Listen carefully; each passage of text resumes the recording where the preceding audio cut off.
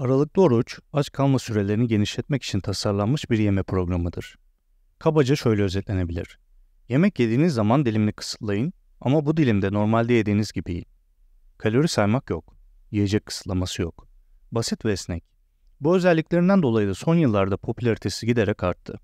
Aralıklı orucun temel fikri, insülin seviyelerinin yağlarımızı yakmamıza yetecek kadar uzun süre düşmesine izin vermektir. Öğünler arasında atıştırmadığımız sürece insülin seviyelerimiz düşer ve yağ hücrelerimiz enerji olarak kullanılmak üzere depolarını yakmaya başlar. İnsülin seviyelerimizin düşmesine izin verirsek kilo veririz. Aralıklı orucun kilo vermek dışında avantajları da var.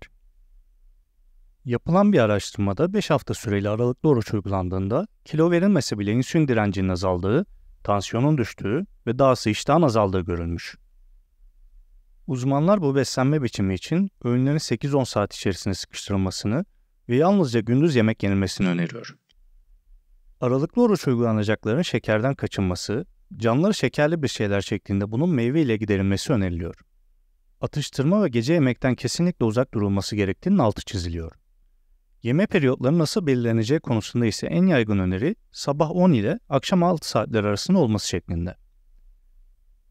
Ama en önemli olan şey yeme döneminin gündüz saatlerinde olması ve yatmaya yakın bir şeyler yenmemesi.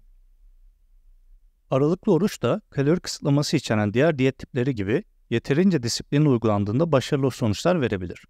Aralıklı oruç en azından ne yenileceği konusunda katı olmadığından dolayı takip edilebilir gözükmektedir. Ancak bazı kimseler oruç uyguladıklarında çok zorlanabilmektedir. Onlar için kalori kısıtlaması temelli diğer diyetlerden biri daha uygun olabilir. Elbette kalori kısıtlamalı bir diyetle aralıklı orucu birleştirmek de oldukça mantıklı gözükmektedir. Çeşitli araştırmalar da bu birleştirmenin çok daha etkili ve sürdürülebilir olduğunu göstermiştir. Aralıklı orucun birçok modeli vardır. Bunlardan biri 5'e 2 modelidir. Bu modele göre 5 gün normal beslenmeye devam ederken 2 gün kalori kısıtlaması yapılır. Oruç uygulanan 2 günde alınan kalori normal bir gün yaklaşık 1/3 kadar olmalıdır. Bir diğer modelde gün aşırı oruç uygulanır. Bu modelde bir gün aralıklı oruç, diğer gün normal beslenme şeklinde uygulanır. Bir diğeri 16'ya 8 modelidir. Buna göre her gün aralıklı oruç tutulur. 16 saat açlık, 8 saat yeme penceresi gibi.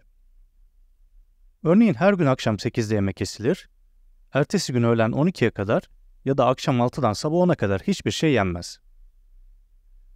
Dördüncüsü 24 saat oruç modelidir. Bu modelde haftada bir gün 24 saat boyunca hiçbir şey yenmezken diğer 6 gün normal beslenilir. Aralıklı oruca başlamanın bazı zorlukları da var. Örneğin günlük programınız, iş, aile gibi nedenlerle günden güne değişiyorsa diyet planınıza uymak zor olabilir.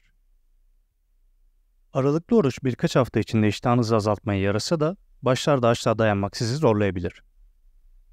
Oruç zamanları ruh hali değişiklikleri de olabilir. Bu ruh hali değişiklikleri kimilerinde alıştıkça ortadan kalkabilecekken bazı hastalıkların da habercisi olabilir.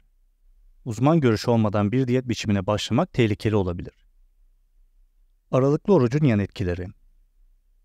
Aralıklı orucun en sık görülen yan etkileri baş ağrısı, baş dönmesi, duygu durum değişiklikleri ve halsizliktir. Yapılan bir çalışmada ilk ayda katılımcıların yarısında baş ağrısı, yarıya yakınında baş dönmesi ve duygu durum değişiklikleri görülmüştür. Bunlar dışında görülebilen diğer yan etkiler arasında çarpıntı, kabızlık, susuzluk, kan şekeri düşüklüğü ve idrar artışı bulunur. Beslenme penceresinde aşırı yeme davranışı da zaman zaman gözlenilebilen yan etkilerden biridir. Kimler dikkat etmeli? Hamilelerin ve emziren kadınların, yeme bozukluğu olanların, demans hastalarının aralıklı oruçtan uzak durmaları önerilir. Öğün atlamak ve kalorileri ciddi bir şekilde sınırlamak, diyabet gibi belirli rahatsızlıkları olan kişiler için tehlikeli olabilir. Kan basıncı veya kalp hastalığı için ilaç kullanan kişiler de oruç nedeniyle elektrolit anormalliklerine daha yatkın olabilir.